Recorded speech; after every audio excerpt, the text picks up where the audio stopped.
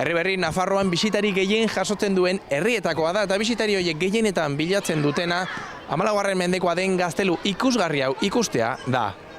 Botila guzti hauek erakusten duten bezala, ardoa da herri honek duen beste erakargarrietako bat eta adibiderik onena da herriko plazan aurkitu dugun ardoaren museoa.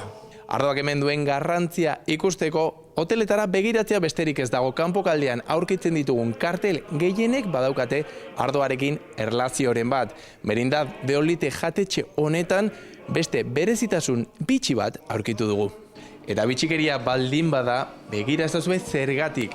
Makina baten barruan daudelako hemen dituzuen ardo guztiak ikusten duzuen bezala. Zer egin beharko genuke makina honetatik ardoa ateratzeko?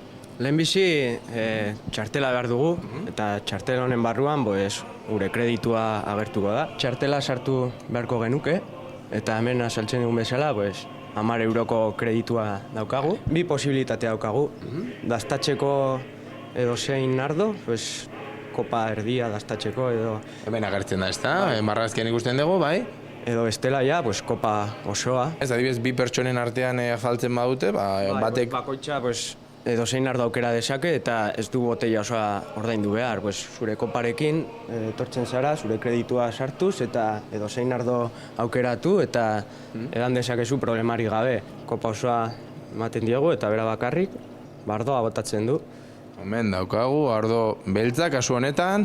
Eta, Nafarroan dagoen halako makina bakarra dala hau. Bai, Nafarroako makina bakarra, esan duzun bezala, eta oso berezia. Ardoak Herriberrin bauka garrantzia, ez da? Bai, oso. Garrantzia handia bihotzean eramaten dugu, eta makina berezitasuna ematen dio, eta zerbait nobedosoa edo ezagit edo... Zerbait berrian, nun eta Herriberrin ardoak hainbeste garrantzia daukan herri honetan, aurkitu dugu hori esaten dugu. Euskal Herrian dagoen eta ardoa ematen duen makina bakarra. Herriberritik, Aitor Perez, Euskal Herria zuzenean.